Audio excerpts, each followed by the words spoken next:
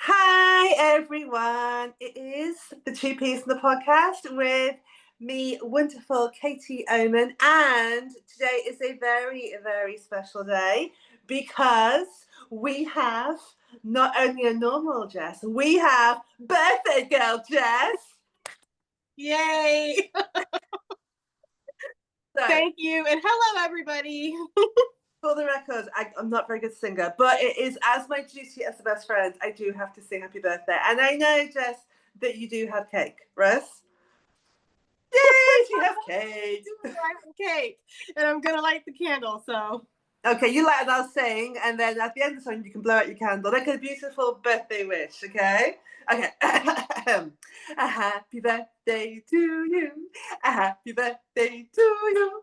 A happy birthday, dear bestie Jess girl. A happy birthday to you. Hey! Yay, thank you. And my wish is private. I was like, yeah. No. We don't tell our wishes, right? No. Oh, bless you. Happy birthday, my darling. 17 again, right? Yeah. I don't know if I want to be 17 again. 17 was a brutal year for me, actually. Yeah, me neither. I was saying that this morning. I was going, you couldn't pay me to be a teenager again. Yeah, no. Absolutely not. Absolutely not. So, on this very special birthday episode, what are we picking to talk about? We're going to talk about what you picked, ma'am. True. Which is probably women's it health. more birthday sparkly, but this one is. Listen, this is something that is critical and it's important and it impacts a lot of people. So I'm excited to talk about it. We're going to talk about women's health. Yes. Now, if you're watching this and you are of the male persuasion, that is not a sign for you to exit stage left, okay? Because this stuff impacts you too. So you may go, oh, women's health, don't care. Sit your ass down and listen because this stuff is important and it affects you too. Kay has spoken. Yeah, and it's actually really important for men to be involved with women's health, especially since we have a lot of men that are in control and, create laws and create rules and power. It's very important that men are a part of the discussion and that most importantly, they are informed. Yes, absolutely. 100% agree. Now, before we begin, need to clarify something. We appreciate that some of the issues that we're going to talk about today are, well, they may be seen as controversial and a little bit divisive, and that is fine. Jess and I are giving our opinion. We are entitled to our opinion. If you do not agree with our opinion, that is fine. It does not make us bad people. It does not make us evil or sinful or anything like that. It is our opinion. What we like is a debate and a conversation. We do not like personal attacks. Just wanted to clarify that before we start. Yes, she is in mommy mode today, y'all. I am. She's not playing games. Hey, did not come to play today, right? Okay. This is serious stuff we're going on. But yeah, it will be good, and hopefully we can talk about stuff that sparks some interest, Yes. So I know that you have have I felt neglected by healthcare professionals? Have I felt like because that I've experienced things that I could have experienced things in a different way? Yes. Am I necessarily sure that was because I was a woman? No. But that doesn't mean that it wasn't. It's just that that's not where my mindset was. But I know you in particular have dealt with some things where it's really affected like your health, your women's health. Yes. And I know you want to dig into that. So yeah. Yes. So as Jess says, I me, got stories for days. And I have had a very interesting experience with my health over the last few years. Thankfully, touch wood, things are okay at the moment. I mean, it's a different whole scenario, but we'll get into it. So I had a health condition which most people do not know about. A doctor, not only that I had it, but even know what it is. So whenever I tell people, then I have to explain what it is. So it is a term, and I always mispronounce this, but basically I call it adenomyosis. That's not how it's spelled, but for the sake of the tape, that's how I call it. Everyone knows its evil twin sister, endometriosis. I had the version that no one's ever heard of. So endometriosis is where the uterine lining, so the lining of the uterus grows in random places, right? And it can grow, obviously on the fallopian tubes, on the ovaries. It's very, very, very, very painful. A friend of mine had it, and she was it was awful. Mine's not that. Mine doesn't do that, or didn't do that. My uterine lining would grow outwards. So my womb, my uterus would end up about 3 times the size it was supposed to be. Not fun, which also brought with it pain like you can't believe pain. Unbelievable pain. The only pain I've had worse than that is when I had childbirth, obviously, and when I had abscesses that had to be lanced. That was painful. But it was bad. And bleeding like I was in Carrie, the movie, and bloating like I was about 8 months pregnant. Like awful. And when I say pain, I mean from my knees to my chest. Like it was a hot mess. And Jess has been with me on this journey. She knew. It's not been great. You see me at my lowest points with this. I know. Yes. Yeah, there were times where she couldn't sleep. She didn't want to eat. She would cry. She would feel so bloated, wouldn't stop bleeding. Not to be vulgar, guys, but after the birth episode, I think we've pretty much gotten over that, But yeah, I just wouldn't stop bleeding, and it was just really horrible. And dear, and I just want to say, this is a testimony to the strength of women. You kept going on. You kept taking care of your kids. You kept your business going, and you walked every single day to go get your kids to and from school. So yes. Just want to shout you out for that. Thank you, darling. Girl power all the way. So yes, it was bad. And the thing about this condition is it's a chronic health condition, which means that it gets worse over time. And there are no real cures, if you like. There's only really 2 things that you can do to make it stop. One is the menopause, and the other one is a hysterectomy. So I knew this. I do my research. Do you know what I mean? I'm not going to go in there and just do as I'm told. That's me. I take control of my own health. But from a women's health perspective, now you would think, and I'd be really interested in people's experiences in the comments, you would think going to see a female doctor, she would be sympathetic. No, it was not the case for me. I had a GP. She's still my registered GP, actually, although I don't get to see her very often anymore because it's whoever's available. But my GP was horrible. Every time I went to see her, I would come out and I'd be sobbing. She was so unsympathetic, so uncaring, so cold. First time I went, she told me it was in my head.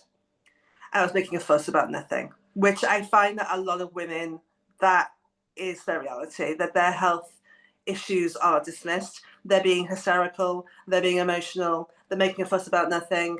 So that was the first thing. Then she told me to lose weight, because that's also a women's health thing. You can go in there with a flipping ingrown toenail or an earache, they'll still tell you to lose weight, right?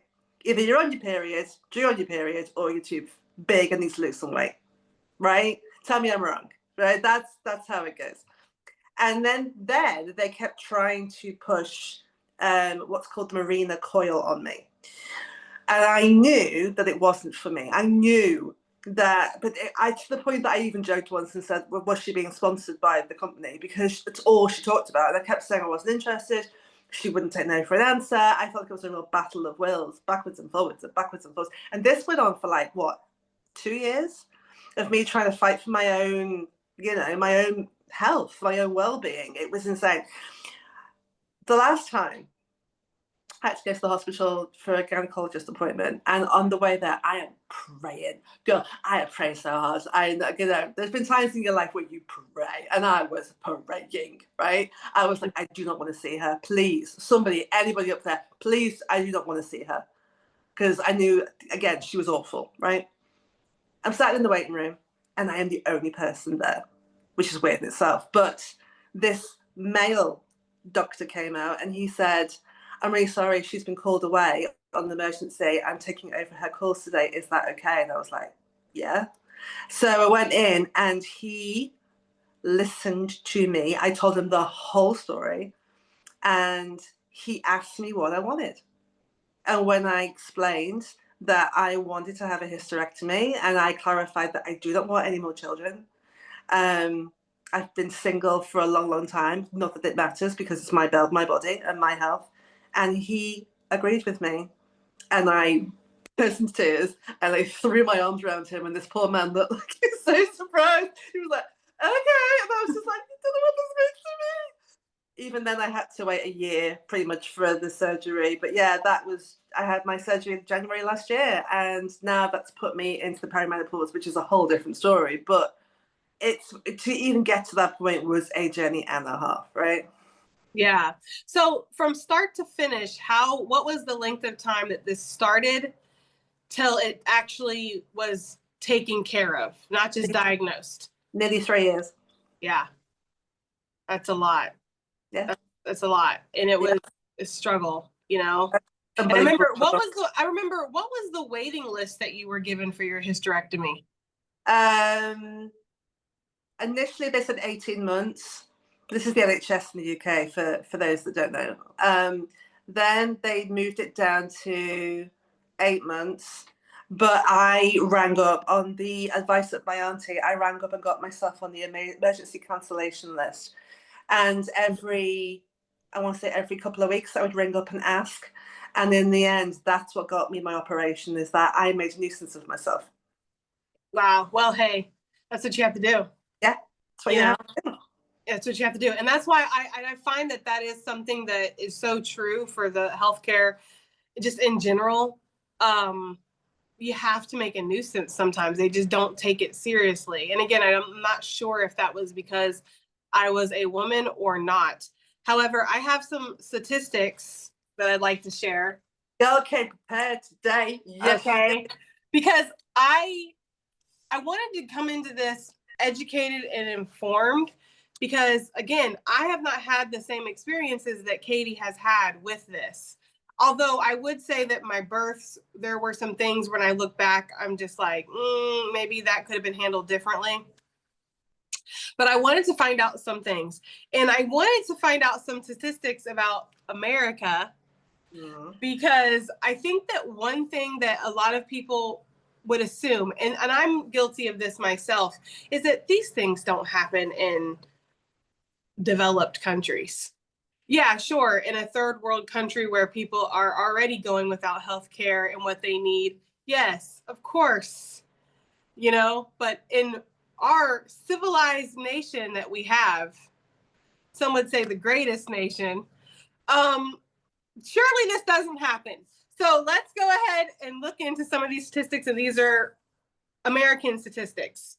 So in 2020, only 1% of healthcare research and innovation was dedicated to female-specific conditions beyond oncology, which I'm guessing oncology is, you're more like the doctor than I am, so I'm feeling like you would know what that is, but I feel like that's female-specific studies.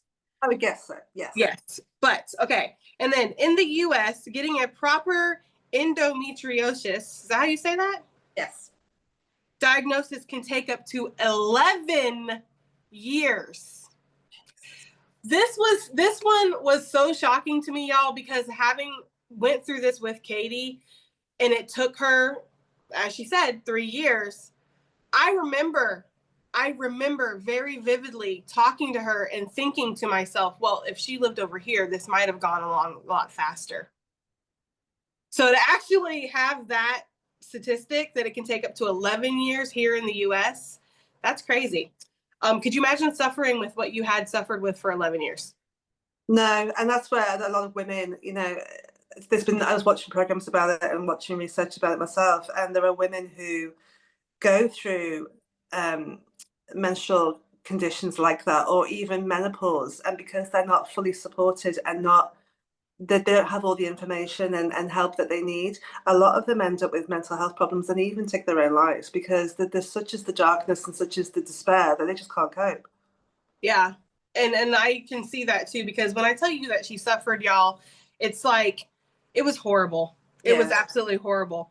And her bloating, her stomach, it would make her look like she was 5 or 6 months pregnant. Yeah, it was ridiculous. Okay, and you would think just looking at her, there's an issue.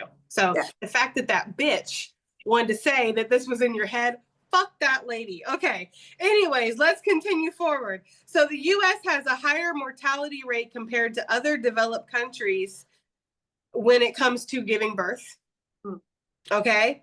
Black women in specific are affected 2 to 4 times more. This is true in Washington, D.C., Texas, Mississippi, and New York. Okay? A 2021 Harvard study shows homicide ranks among the top 5 causes in women's death. Homicide. What are the men's, you might ask? I researched that too. It's heart disease, cancer, accidents, chronic lower respiratory disease, and strokes. While men are more willing to take, while both genders contemplate suicide, okay? And men actually do have a higher suicide rate than women. However, more women attempt suicide. It just does not happen for them, okay? So in 2015, there were 5 more studies on erectile dysfunction than premenstrual syndrome. I shouldn't laugh, but I'm laughing because it doesn't surprise me in the slightest. So finding out why we have limp, you know what, trying to be a lady in this episode is more important than finding out what's going on with women's bodies. Okay. So studies in 2019 showed that 53% of women with mental health issues also experience abuse. Yep. In 2019, a study from Stanford showed that 1 in 5 women felt that healthcare providers had ignored or dismissed their concerns. Yeah. And this one was really shocking for me. More than half of the states in the United States do not investigate maternal deaths is what they call it. So when a woman passes away from having a baby, they don't investigate it any further. They don't find out what happened. Why did she pass away? Was there something that we could do to change this where more women don't pass away? No, we just say she died from childbirth and we go on to the next. So that is some of the statistics, and there were a lot, but I just wanted to get just a few. What are your thoughts? I know. Well, the thing is, I say, I'm not shocked, sadly. I wish I was. I'm not. Everything kind of just confirms what I already know to be true. I know 4 things about women's health. Well, I know lots, but these 4 things I share with these with everybody. Number 1, Google. Don't do it right now. You're watching this. Google why chainsaws were invented. If you don't know, I am really sorry. That's to do with a cesarean section. Yes, it is. And that's a time when there was no anesthetic, and there was, so can you imagine? I can't even think about it. As someone that, as we said on the birth episode, we both had C-sections. Can you imagine? Can you imagine? Right? That's number 1. Number 2, women who were deemed to be hysterical, and where it could just be that they were saying no to their husband, or maybe they were going through menopause, were put into institutions and mental hospitals, and the doctors would, it's a PG channel, would help them, stress relief, if you get my gist, to make them feel better. Now that one, maybe not too bad, but that depends what the doctor's like, potentially, right? Yeah. It was some old guy with his hands, if you get my gist. Number 3, most medications that are over the counter, so legal drugs, are tested on men. Yeah. Not women. Yes. I saw that actually in one of the statistics, but I figured you'd bring it up, so I didn't write it down. So the how the medication works in the body, and the potential problems that can come up, you know, all those lists of, like, you know, don't take this if you're this and you're that, all of that is for typically men's bodies, not women's. Yeah, and what's crazy is when I actually looked into that last night, it was because they were worried that women's hormones would affect the findings, which it's like, well, then you would naturally do what you need to do to make sure it's safe for both genders. Because if women's hormones do affect the medication, that's something that women should know about. Like, you know, it's like, right? It's almost like they assume only men will be taking this anyway. Exactly. And number 4, Sanji pads, towels, were tested for absorbency until very recently, like literally this year, with water. Yeah, which is crazy. It's mental, right? I mean, the thing that about Sanji products in most Western countries, they're seen as a luxury item, when it comes to tax, so that we pay more for them than we should because it's a luxury item. I have never felt luxurious having a period, just putting that out there. And also with women, we have a thing called pig tax, which is where, if you have, for example, a razor to, shave your legs or whatever, and it's exactly the same razor, a women's razor and a man's razor, exactly the same design, exactly the same razors in it, everything. It's just one is pink and one is blue. You will pay more for the pink one. Yes, that's really true. Yep. Which is oftentimes why I will just go get the male version yep. of it to save, because yes, that's actually a true thing. It's the same with shampoos, soaps, fragrances, clothes. Women pay more for that stuff than males do. It's crazy. It's crazy. Yeah.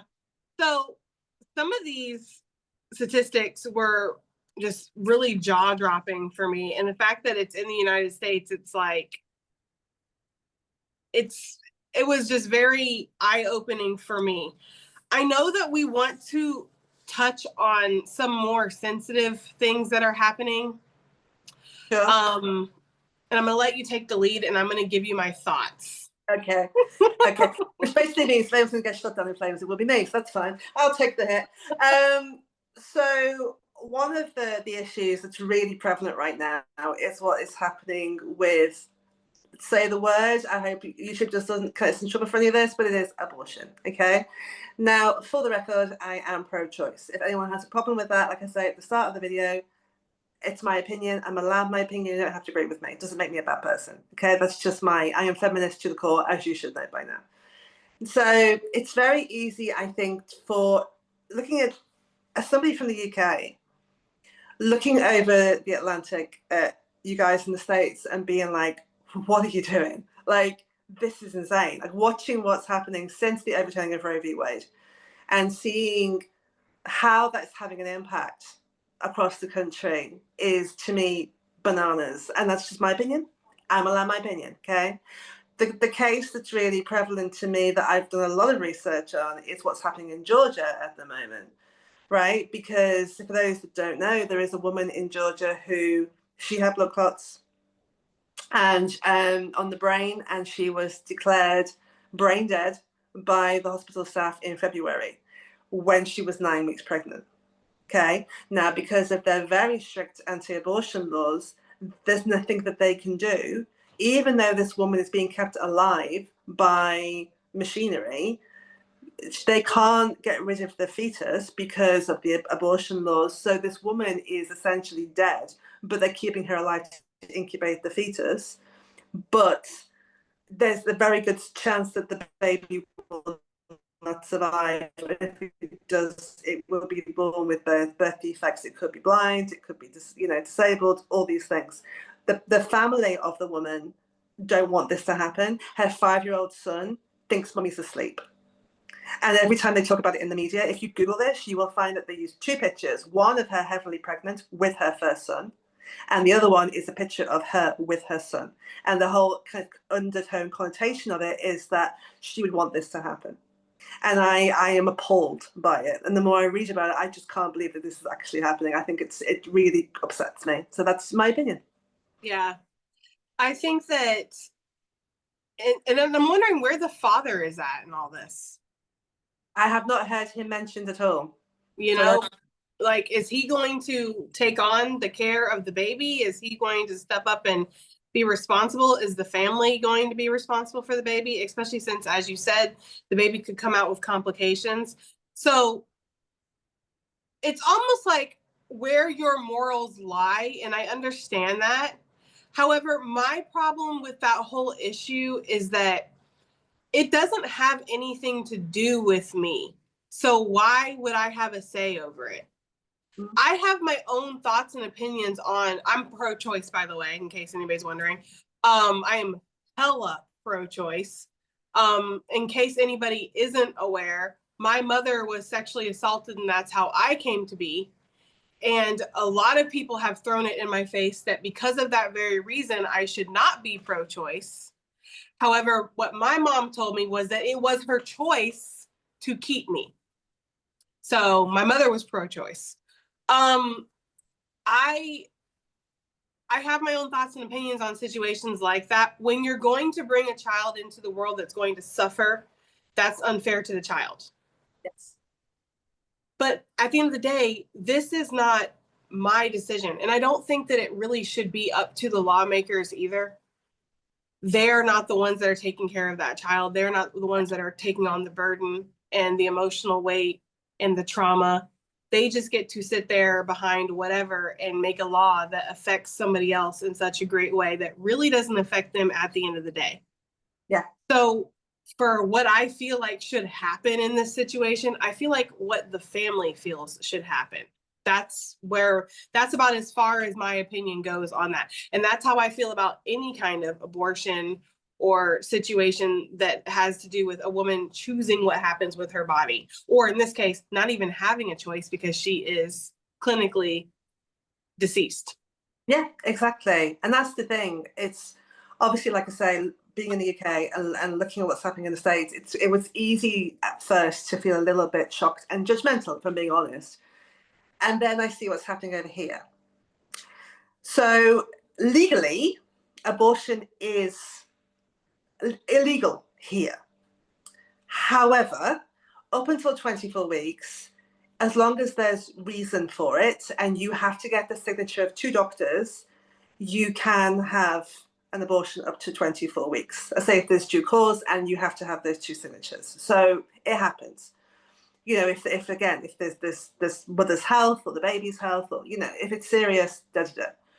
What's happening now is that the police commission here have ordered or published new guidelines for police that if a woman loses a baby, and I want to make that very clear, if a woman loses a child after 24 weeks, the police can go into the woman's house, and if the woman has medication in the house which could trigger an abortion, then she can be arrested. They can seize her devices, so her phone or computer, and see if she knew about the pregnancy and what were her intentions for the pregnancy. Now, for those who are anti-abortion, you can argue, well, it's after 24 weeks. Fair enough. Okay. The issue is, it's also for miscarriage. So if a woman loses a baby naturally, which happens, miscarriage is stillborn. It's a happens in life. Not every pregnancy results in a healthy, happy baby and a healthy, happy mom. A lot of them don't. Well, if a woman in the UK now miscarries after 24 weeks, the police can still go and see that if she had the medication that could have triggered an abortion, they can arrest her. Yeah, and this is like 7 shades of fucked up, no matter how you look at it, right? No, but I feel like unless you are completely dehumanized, there's no way that you can look at this kind of situation and go, well, that's reasonable. You know, I feel like even because I did mental gymnastics thinking about this, where it was like, okay, well, what if the woman doesn't know that the medication in her house could do that? Because there's a lot of things that when you're pregnant, they tell you not to breathe pretty much, or you could, you know, something could happen to the baby. So there's a lot of different things that could happen. But it's just the invasion of that privacy and the instant, like, we're blaming you. We have to find out why this child wasn't born.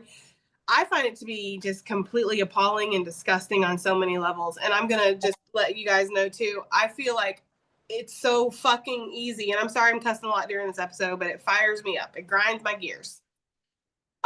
It's so easy for us to say, well, that child needs to be born. But then what about after it's born?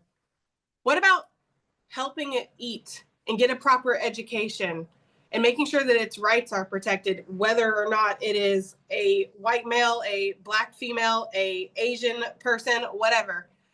What about that? Because I don't know about everybody else, but in our country, we have a lot of funding and a lot of programs that are being cut right now that are helping people that need these things. Yeah. And there's so much concern over making sure the child is born, but not feeding the child, clothing the child, educating the child, protecting the child, listening to the child when they're telling you that, you know, their uncle touched them or whatever. There's no concern about what happens after the baby is born. In fact, after that, it's, well, you chose to have the baby. Well, no, I didn't. I didn't actually choose to have the baby. It was forced upon me. There's a real like unbalance and a real problem in the world as a whole when it comes to the idea of birth and what is a life? What is a life? To me, a life is when they take their first breath. That's me personally. Some people believe that life starts with the heartbeat. I feel like life is when they are crying out of the mother and taking their first breath. Because as you said, where we were talking about with this woman, she's clinically deceased. Her heart is beating, but there's nobody there. So is that truly a life? Is that truly living? It's a really tough debate that I know that not everybody's going to agree with us that's watching this. And that's okay. But it is something worth considering, especially if you care about women's health, which you should if you have a mother, a daughter, a sister, a best friend, a girlfriend, a wife. Those things, yes, because as you said, it's not just men that don't give a fuck. That is so true. Like, it is often women that are supposed to be allies but aren't. But especially like if you have anybody that's impacted by women's health, you should care about these things. Absolutely. And one of the big issues we have, the reason why I think different sides of arguments can't meet in the middle right now is because everyone's so black and white in their thinking. I'm right, you're wrong. And I'm not willing to see your point of view. I'm not willing to have a debate. I'm not willing to have a discussion because you're wrong. But the thing is that unless we try and meet each other in the middle and try and actually have a discussion, nothing's ever going to get improved. It's only going to get worse. And we're only becoming more and more divided. If you don't agree, that's fine. But let's talk about it. Let's talk about why you don't agree. Let's talk about why we don't agree with you. Let's try and find somewhere to make, move forward together, because this impacts all of us. And you may think, well, it doesn't impact me right now. This has nothing to do with me. And I get fair. Right now, okay. But what if it happened to you? Because accidents happen. Whatever happened to your sister? Whatever happened to your daughter? Whatever happened to your niece? Then what? Yeah. It only doesn't affect you when it doesn't affect you. The minute it affects you, everyone's running. Everybody wants help. We need to help each other even when it's not affecting you directly. Yeah, I agree with that completely. And I feel like a lot of people, it's such a polarized thing because we are emotionally charged when it comes to these things. Each person on each side, the people who are pro-life, and regardless of how it happens, whatever happens, they're pro-life. Because I know there's different varying degrees of pro-life. Some people are pro-life unless it's like a rape or an incest or something like that.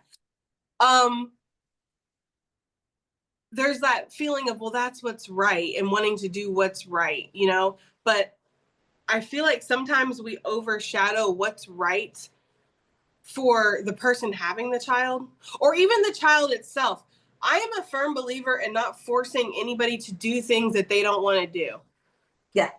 So if somebody does not want to have a child, don't force them to have that child, because that child could suffer because of that. The child that you're wanting to save could end up abused or worse because the person was not prepared and was very verbal about the fact that they did not want to have a child. It's so true. And years ago, I worked behind a bar, and all of the staff were male, including the security, the door staff, apart from myself, obviously, and the boss of the bar, the manager.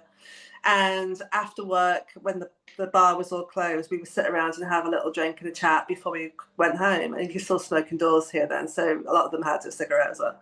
And we were chatting away after work.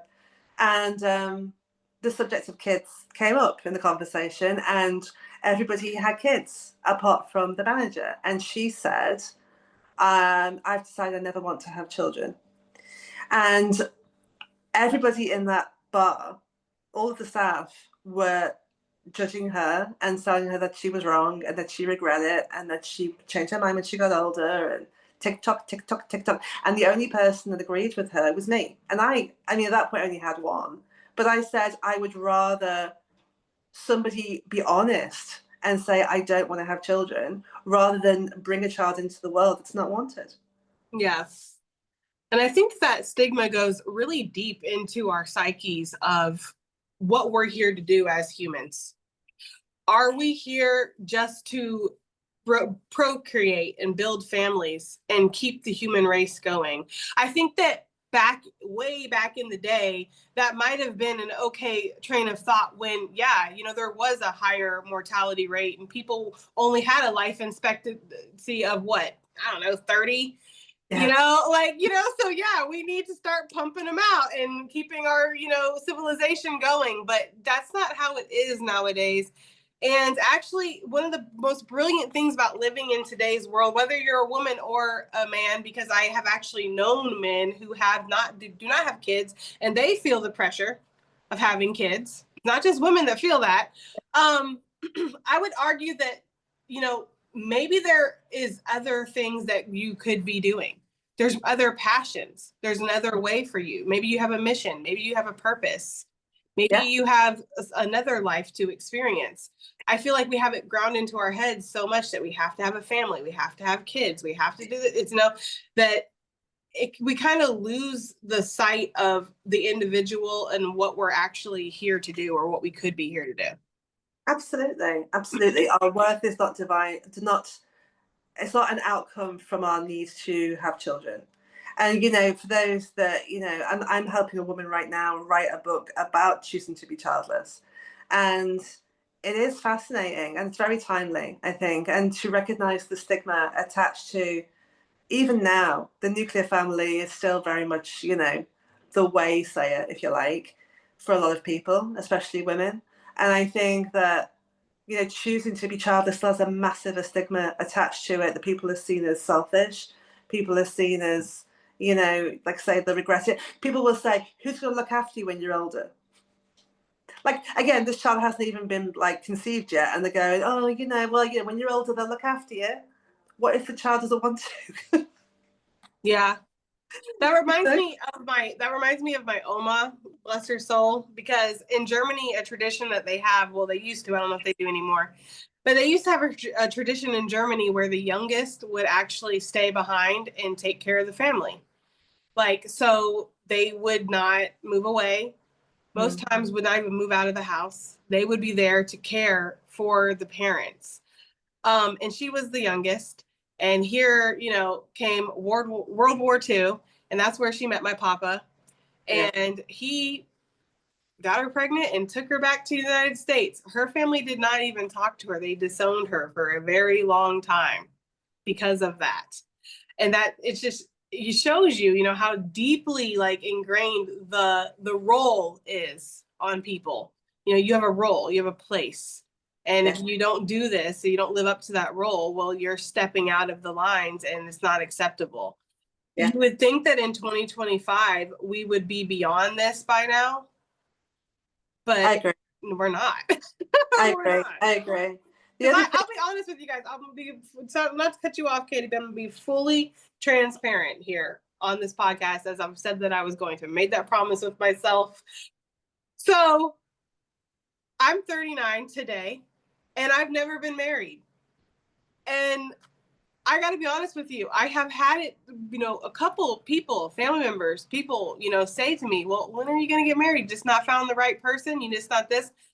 And it's like, I have accepted within myself that might be something that never happens for me. But I do also see that there is a weird stigma surrounding me of, well, why hasn't she been married? What's wrong with her? There's something going on there, right? And it's just like, it just doesn't happen sometimes. It's not for lack of wanting it. I don't want to be married, but I want to find the right guy. Yes. You know what I mean? I don't just be married just to be married. No, exactly. I don't know. I can relate that back to what we were talking about with the role and what society expects of us. Absolutely. And I think it is a really interesting, when it comes to, and again, I know this goes for men and women, I know, but as we're talking about women's health, I think the role of women in our society, well, westernized society, we do have to kind of question, and I know this shift's happening and this change is happening, but you can see traditionally there's issues, right? And that's hopefully where things will continue to grow and develop. Which, speaking of which, the other thing I wanted to touch on with women's health, it's a bit of a sidestep. I have, as you guys will know by now, I have 3 children. And so I have 2 boys and a girl. And my eldest is 22, and I have 12-year-old twins who are 13 next month. God help me. And 2 of my children are neurodivergent. Okay, so my eldest was diagnosed with autism 3 years ago. And my daughter is in the process. We are seeking her an autistic diagnosis. Um, and what's interesting is the way that those 2 things have the process of that. My son, I think, because typically boys with autism and ADHD, it's almost like they and I know I'm going to stereotype and I know I'm going to generalize if anyone comes at me, but boys typically have shown it in a very clear way. So boys, when they are autistic, for example, it's more obvious because you see it because they don't mask as much. Girls will mask because we have the social rules and the social expectations of how they should behave, rightly or wrongly, and all girls will fall into that. So her thing is that she reads the room and she will fall in line with what she thinks is expected of her, to the point that even like the educators, the teachers at school, until I explained how it shows, then it's really obvious. But when you first meet her, you wouldn't know. And that's the thing. And then even trying to get her the help and the support, because and even family members have said, yeah, but she's fine with me. And I'm like, that's because you're not her safe person. So this is the thing, that even girls, when it comes even to our mental health and our cognitive processing, there is a difference, or can be a difference, between men and women. Yeah. And I think that having that experience of, your son and then your daughter, and seeing the difference in how they're treated too, and how long that it feels like it's taking for Izzy to get her diagnosis versus what it was Jack. Yeah. It is absolutely appalling. And that actually makes me think of another thing that I didn't write down that I had found when I was doing my research last night, that heart disease is actually a leading cause for women for death too, and heart attacks. However, because men and women have different heart attack symptoms, it doesn't look the same. Women are often like discarded and like dismissed of, well, you're not having a heart attack because it doesn't look the same way that it looks in a man. Yes, there's a wonderful stand-up show with Rosie O'Donnell, the American comedian, which I watched years ago, and she'd had a heart attack. And she talks about that. She talks about what the symptoms were for her and how women should be more aware that it's not typically the clutching of chest and the arm goes dead. It presents itself differently. And so women need to be aware of that. And so not to fearmonger, but so if things, you start to notice a few of these symptoms coming up and you're worried, to go get yourself checked out. Yeah. I think that at the end of the day, women's health is human health. Because women are human. And everybody, I know, newsflash, alert the media. I feel like everybody, whether they have a vagina, a penis, or whatever in between, I feel like everybody deserves to have their health taken seriously and to be a top priority. 100%. Yeah. Whatever that looks like, if you are suffering with anything to do with your health, you deserve to be helped and supported so that you can have the greatest well-being and health that you're able to. Yes. And just a shout out to anybody, especially women watching, that might feel like they are being dismissed by doctors. My advice would be to do what Katie did, which was to become extremely annoying to the healthcare professionals. Yes.